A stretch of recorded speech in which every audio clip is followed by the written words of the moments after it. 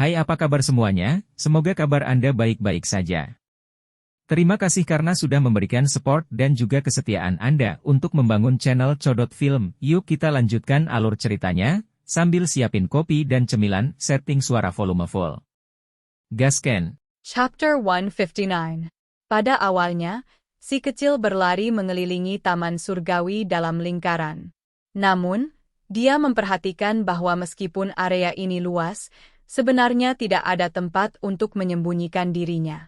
Makhluk-makhluk itu semuanya ahli berdarah murni, dan mereka ingin mengelilinginya. Kalian semua benar-benar mengecewakan, sangat sulit bergaul.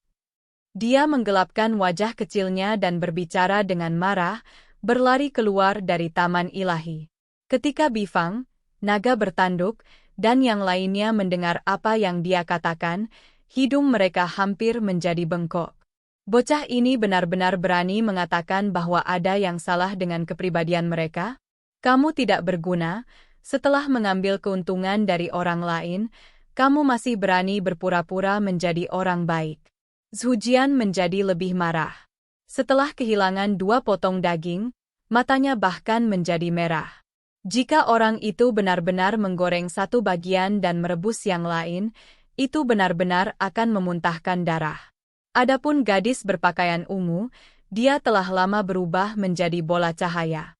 Dia dikelilingi oleh kemegahan surgawi, dan saat pakaian ungunya berkibar-kibar, dia seperti peri dunia lain saat dia bergegas.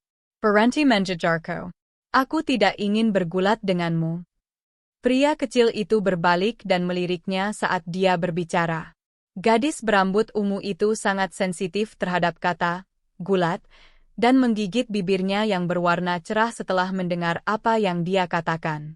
Dia benar-benar ingin segera menangkap bocah iblis itu, bukan untuk segera membunuhnya, tetapi untuk pertama-tama mengangkatnya dan mengalahkannya.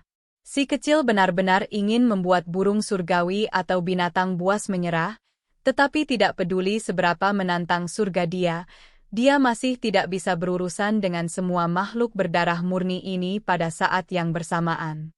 Bagaimanapun, dia masih muda, dan waktu kultivasinya terlalu singkat.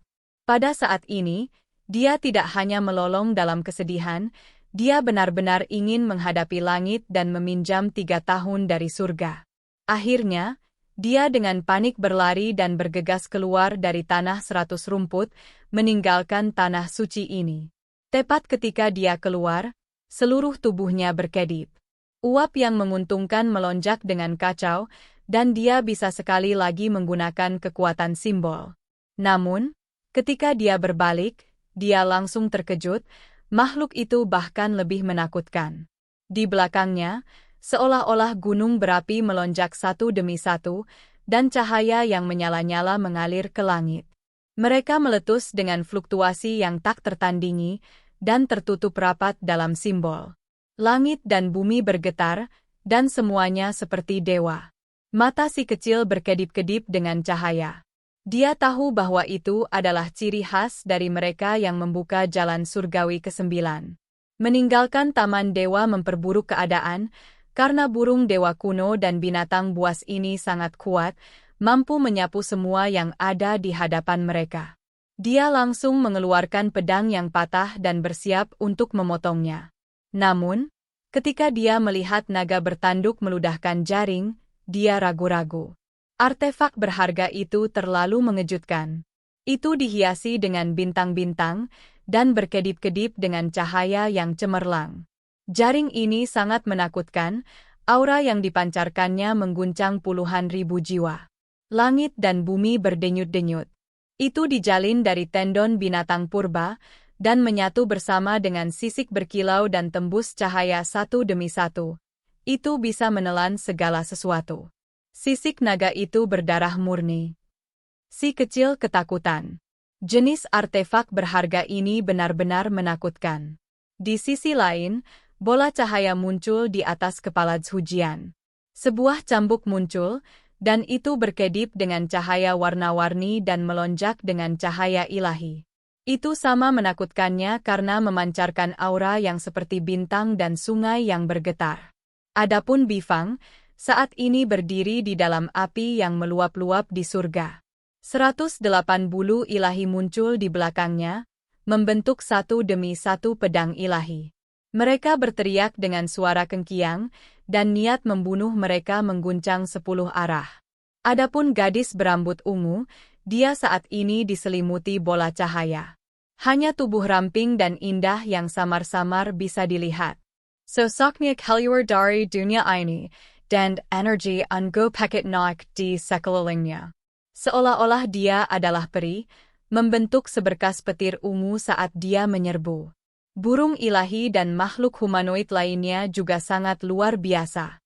Simbol mereka begitu kuat sehingga mengguncang langit. Pegunungan di daerah itu semuanya bergetar dan mengeluarkan suara gemuruh. Si kecil mengangkat pedang yang patah, tetapi akhirnya tidak meretasnya. Dia tidak ingin bertarung sampai mati bersama mereka, karena makhluk-makhluk ini berasal dari gunung ilahi archaik, dan jelas tidak kekurangan harta berharga. Tidak baik. Setelah meninggalkan Taman Surgawi, mereka menjadi lebih kuat, dan pencapaian mereka dalam simbol sangat mencengangkan. Saya tidak berkultivasi selama mereka, jadi jika kita serius melawannya dengan simbol, kemungkinan besar saya akan membawa bencana. Si kecil tidak berlama-lama dan mengaktifkan pedang yang patah. Dia meninggalkan bayangan dan memasuki hutan gunung, menyerbu ke kejauhan. Dengan suara wenglong, gunung dan hutan di belakangnya hancur berantakan.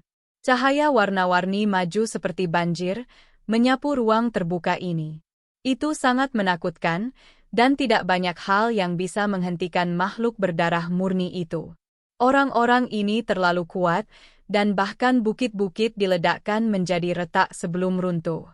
Mereka menghancurkan segalanya, memotong mentega seperti pisau panas.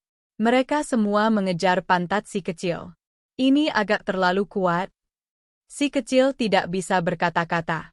Satu-satunya hal yang beruntung adalah hutan pegunungan itu lebat, dan setelah memasukinya, dia bisa menyembunyikan tubuhnya, sehingga sulit bagi mereka untuk segera menemukannya. Namun, ada burung surgawi di belakangnya. Itu melebarkan sayapnya dan melayang ke langit, dan langit bahkan bergetar. Kecepatannya terlalu cepat, dan tidak mungkin baginya untuk melepaskan diri darinya. Haruskah kita lari kembali ke Taman Surgawi? Makhluk-makhluk ini menjadi gila, jadi jika mereka mengejar karena suatu alasan, kita pasti akan menjadi mayat, kata batu nakal itu tanpa banyak percaya diri. Si kecil juga merasa bahwa dia sedikit salah perhitungan. Makhluk-makhluk itu benar-benar menakutkan, dan pencapaian mereka dalam simbol sangat mengejutkan. Selain itu, mereka semua memahami teknik berharga yang luar biasa. Aku benar-benar ingin menangkap satu. Dia mulai mengeluarkan air liur setelah melihat mereka, dan sangat iri. Artefak berharga itu sangat berharga, dan bahkan mata kaisar manusia akan memerah setelah melihatnya. Namun, saat ini, dia tidak bisa menangani sebanyak itu, dan dikejar oleh kelompok itu. Seperti gumpalan asap, dia menghilang ke pegunungan besar. Gadis berambut ungu, naga bertanduk, dan makhluk lain terlalu kuat, mengenali jejaknya. Mereka mengikutinya sepanjang jalan, ingin membunuhnya. Demikian pula, Bifang bahkan lebih ganas. Matanya menembus, dan saat melayang di udara, tatapannya sepertinya bisa menembus hutan. Itu terus menukik ke bawah untuk meluncurkan serangan. Si kecil sangat marah, dan benar-benar ingin memotong sayapnya. Kecepatan Bifang dan burung dewa lainnya terlalu cepat, membuatnya sangat sulit untuk melepaskan diri. Saat melarikan diri, lelaki kecil itu terluka, dan dia memuntahkan seteguk darah. Makhluk-makhluk itu tidak mau melepaskannya, dan mengejarnya untuk jarak yang sangat jauh. Setelah melewati pegunungan yang tak terhitung jumlahnya, itu mengganggu banyak ahli. Pada akhirnya, dia mengeluarkan segel kuno, dan hatinya menjadi sangat tinggi. Menggunakannya sekali berarti aku akan kehilangan satu kesempatan untuk menggunakannya di masa depan. Mau bagaimana lagi Dia menempelkannya ke telapak kakinya dan seluruh tubuhnya menjadi seberkas cahaya. Itu melintasi pegunungan dan langsung menggelang. Itu sangat cepat sehingga bifang, gadis berambat ungu dan yang lainnya merasa seolah itu tidak nyata, dan langsung tersenggang. Apa itu? Begitu cepat, bahkan aku tidak bisa mengejarnya.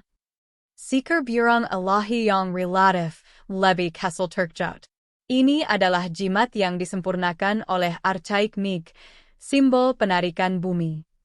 Pupil naga bertanduk berkedip-kedip, memperlihatkan ekspresi takjub. Tidak pernah diharapkan si kecil untuk mengeluarkan hal semacam ini. Benar, itu benar-benar jenis simbol itu. Gadis berambut ungu itu mengangguk, dan kemegahan surgawinya meredup, memperlihatkan tubuh aslinya. Pakaiannya berkibar-kibar di langit, dan wajahnya yang putih berkilau dan cantik terlihat kesal. Mereka tidak melanjutkan pengejaran, karena mereka sepenuhnya menyadari potensi dari simbol penarikan bumi.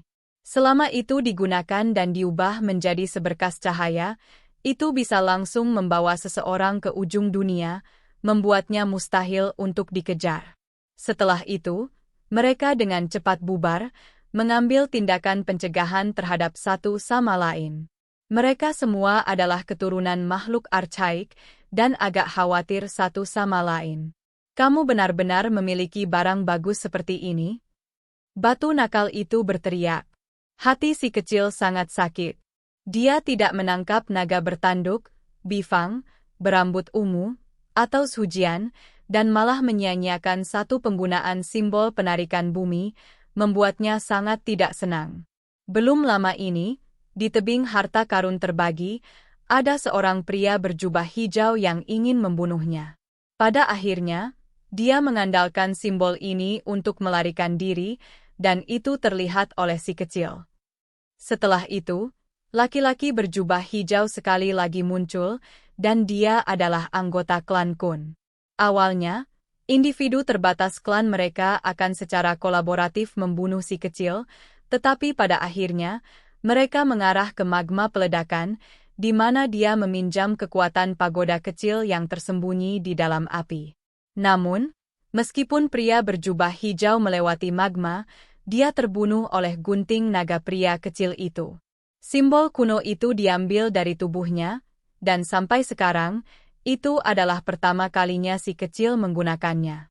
Simbol penarikan bumi memiliki celah lain di atasnya, dan jelas bahwa penggunaan telah dikonsumsi. Itu lebih usang, membuatnya terengah-engah karena marah.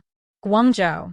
Si kecil melemparkan batu nakal seukuran kepala ke tanah dan mendudukkan pantatnya di atasnya sambil menarik napas dalam-dalam.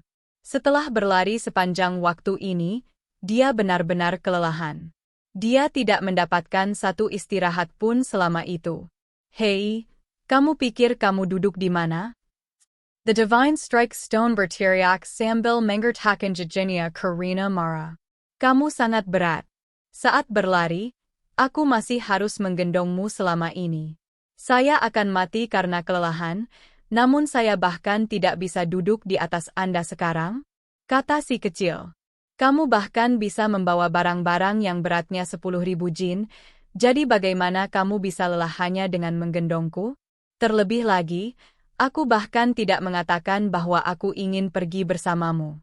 Juga, tidak bisakah Anda menempatkan saya di kantung surga dan bumi? Kata batu nakal itu. Pria kecil itu mengatupkan mulutnya. Jika dia tidak duduk di atas orang ini, kemungkinan besar akan lolos. Jika dia memasukkannya ke dalam kantung langit dan bumi, tidak diragukan lagi bahwa pasir emas di sana akan dimakan olehnya. Si nakal mulai mengembangkan hati nurani yang bersalah di bawah tatapannya, dan merasa sedikit takut ketika berkata, "Apa yang kamu pikirkan? Saya mendengar dari orang-orang itu bahwa Anda adalah batu menyerang ilahi. Sejak zaman kuno, tidak banyak yang muncul, dan dapat disempurnakan menjadi harta berharga. Membawamu di sisiku terlalu merepotkan. Mengapa saya tidak memurnikan Anda menjadi harta yang maha kuasa? Ah Pi, Apakah kamu pikir kamu adalah makhluk kuno yang maha kuasa? Anda bahkan ingin memperbaiki harta karun yang maha kuasa. Lanjutkan berkultivasi beberapa tahun lagi. Batu nakal itu melengkungkan bibirnya. Si kecil segera mulai memukulnya, menciptakan suara kengkiang. Jangan pukul aku lagi. Tidak apa-apa jika saya mengecilkan diri, kan? Itu melolong. Akhirnya, batu serangan ilahi menjadi lebih kecil, dan hanya seukuran ujung jari. Itu membawa cahaya kemasan, menjadi sehelas batajayak, penampilan luarnya luar biasa. Si kecil puas. Dia mengikatkannya ke rambutnya, di dekat pagoda kecil. Ah, benda macam apa ini? Jangan biarkan dia mendekatiku. Ini adalah pertama kalinya batu nakal itu memperhatikan pagoda kecil yang berkilauan. Meskipun panjangnya hanya 1 jari, spiritualitasnya membuatnya merasa takut. Apakah kamu tahu tentang asal-usulnya? Si kecil bertanya dengan rasa ingin tahu. Tidak tahu. Batu mencolok ilahi langsung bergoyang ke sisi lain wajahnya. Itu menjauh dari pagoda kecil, atau dia akan mulai merasa bingung. Si kecil beristirahat selama 1 malam dan pulih dari luka-lukanya. Dia bersiap untuk melanjutkan perjalanannya lagi, dan tidak segera pergi ke tempat Huo Ling Er, singa berkepala 9, dan yang lainnya berada. Dia takut Bifang, Sujian, dan naga bertanduk masih ada di sana. Tanah terlarang yang paling berharga di Gunung 100 Penghancur termasuk tebing harta karun ilahi, tanah 100 rumput, wilayah tulang surgawi terlarang, dan beberapa tempat lainnya. Saat itu pagi-pagi sekali, dan lelaki kecil itu berbicara pada dirinya sendiri setelah dia mandi. Dia memutuskan bahwa dia akan pergi dan melihat daerah terlarang di mana tulang surgawi disembunyikan. Dia berharap daerah itu pasti tidak akan damai. Orang itu juga masuk. Saya belum melihatnya selama bertahun-tahun. Saya bertanya-tanya seberapa kuat dia sekarang. Wajah pria kecil itu damai saat dia mengambil langkah besar ke depan. Dia menggunakan gerbang emas untuk melakukan perjalanan melalui lorong. Dia terus-menerus melintasi banyak wilayah dan tiba di tanah yang aneh. Ini adalah gurun yang luas dan tidak memiliki sumber daya untuk kehidupan. Ada batu dan pasir di mana-mana, membentang sejauh yang bisa dilihat. Benar-benar tidak banyak kehidupan tanaman, dan beberapa vegetasi di sini tumbuh jarang. Setiap beberapa li satu, akan ada 1 pohon besar. Mereka sangat tebal, seolah-olah seekor naga kuno sedang berjongkok dalam posisi melingkar, dan cabang serta daunnya subur dan berkembang. Kurangnya kekuatan hidup membuat tempat ini tampak semakin suram. Saat dia semakin dekat ke jantung gurun, semakin banyak makhluk muncul. Pohon-pohon kuno juga mulai muncul lebih sering, dan ada lebih banyak vitalitas. Tempat ini benar-benar aneh. Ketika si kecil mencapai pusat, dia mengungkapkan ekspresi yang tidak biasa. Area ini penuh vitalitas, benar-benar berbeda dari apa yang baru saja dia lihat sebelumnya. Yang paling mengejutkan adalah batang pohon kuno itu terlalu tinggi. Mereka mencapai ke langit, dan masing-masing tingginya setidaknya beberapa ribu meter, benar-benar mengejutkan. Selain itu, tanaman merambat tua itu sangat tebal, dan satu saja sudah cukup untuk melilit puncak gunung. Mereka seperti naga besar, benar-benar berbeda dari pemandangan sepi dari sebelumnya. Menurut legenda, ini awalnya adalah area bumi yang tertekan. Bahkan sehelai rumput pun tidak tumbuh di sini, namun, darah para orang suci mati di sekitar wilayah terlarang dengan warna merah. Akibatnya, vegetasi mulai berkembang dengan sangat luar biasa, melampaui semua harapan. Seeker makhluk mengomentari tempat ini. Hanya sekitar daerah terlarang yang penuh vitalitas seperti ini. Sebuah monumen tulang besar muncul di depan. Itu seputih batu giok, dengan 4 karakter di atasnya, wilayah tulang surgawi terlarang. Di depan, terlalu banyak orang berkumpul. Ada semua jenis ahli dari ras hebat. Mereka penuh sesak, dan meskipun mereka ingin masuk, mereka semua agak ragu-ragu. Monumen tulang setinggi 30 meter itu juga bisa dianggap sebagai tengara. Setelah berjalan melewatinya, seseorang akan memasuki wilayah tulang surgawi terlarang. Ini adalah area yang tertutup kabut. Vegetasi jarang, dan tidak lagi subur. Selain itu, ada kabut abu-abu yang melingkar, dan tulang putih yang tak terhitung jumlahnya dapat dilihat di area yang luas dan tak terbatas ini. Tempat ini, berapa banyak makhluk yang mati di sini? Si kecil terkejut. Tulang-tulang itu seperti salju, memenuhi tanah yang luas ini. Jantung area terlarang sedang memberontak, dan semua jenis makhluk tirani sedang bertarung. Gemetar bisa dirasakan bahkan di luar medan perang, seolah-olah gunung sedang dipindahkan dan lautan sedang diciptakan. Sekelompok makhluk samar-samar bisa melihat sepasang pupil hijau. Itu menembus kabut abu-abu itu, seolah-olah itu adalah dua lampu ilahi, membuat orang menggigil. Makhluk berdarah murni sedang bertarung. Semua orang benar-benar menyerah. Bahkan keturunan archaik yang paling kuat pun tetap berada di luar untuk menyaksikan pertempuran. Mereka tidak mau mengambil risiko, karena binatang suci saling membantai di sana. Ada desas-desus bahwa ada makhluk di dalam yang memperoleh sepotong tulang surga. Itu penuh dengan keberuntungan dan sangat mendalam, benar-benar membuat orang cemburu. Semua orang hanya bisa menghela nafas, karena itu bukan medan perang yang mereka inginkan. Jumlah pancaran yang tak ada habisnya dilepaskan, dan seorang pemuda manusia dapat terlihat di dalam kabut. Itu tiba-tiba mengejutkan binatang suci berwarna hijau itu untuk mundur. Setiap kali dia turun, itu akan mengeluarkan gelombang suara gemuruh, seolah-olah raksasa sedang bergerak. Ini dia, ahli bermata kuat Si.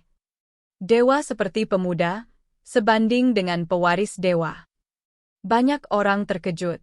Ini bukan pertama kalinya Si menunjukkan kekuatannya, karena setelah ahli mata yang kuat memasuki 100 Shattering Mountains, dia selalu bertarung di sini sambil mencari tulang surgawi. Seluruh tubuhnya memancarkan cahaya, dan dia dikelilingi oleh cahaya ilahi. Perawakannya tinggi dan kurus, dan rambut hitamnya berserakan. Dia adalah individu berbakat surgawi yang melengkung, seolah-olah raja para dewa turun ke bumi, menyapu segala sesuatu di hadapannya. Kedalaman wilayah terlarang berada dalam kekacauan. Burung surgawi dan makhluk berdarah murni bertarung dengan sengit. Itu adalah area gangguan, namun dia dengan mudah menerima mereka. Tidak menerima gangguan apa pun. Seekor kupu-kupu iblis muncul, dengan lembut berkibar. Langit dan bumi bergetar dengan suara honglong, dan puncak gunung di dalam tanah terlarang ini langsung terpotong. Itu jatuh, memenuhi udara dengan asap dan debu. Sungguh kupu-kupu retak iblis yang menakutkan. Itu terlalu kuat. Semua orang terkejut. Tubuh kupu-kupu ini memiliki simbol di sekelilingnya. Itu sira dan mempesona, dan dengan kepekan lembut sayapnya, cahaya Allahi terbang keluar. Serangan ini awalnya ditujukan pada Si, tetapi sebenarnya diblokir olehnya dan dibelokkan ke arah gunung itu. Itu adalah kupu-kupu iblis berdarah murni. Tradisi mengatakan bahwa dengan kepakan sayapnya yang ringan, ia bisa membuka langit biru. Seseorang berseru kagum. Siapa yang mengira itu benar-benar berdarah murni? Menjadi sekuat ini, jika tumbuh menjadi dewasa, itu benar-benar mungkin menciptakan kembali kekuatan ilahi kupu-kupu iblis kuno. Kupu-kupu setan panjangnya 1 meter, tapi itu sangat menakutkan. Bahkan kupu-kupu iblis sekuat ini terus-menerus dikalahkan oleh Si 4 kali. Ini benar-benar tak terbayangkan. Dia benar-benar bisa bertarung dengan keturunan dewa iblis. Cukup jelas bahwa Si ingin memaksanya untuk tunduk dan menggunakannya sebagai tunggangan atau pelayan perangnya. Seseorang sepertinya telah sampai pada suatu kesimpulan. Dengan suara honglong, langit dan bumi bergetar.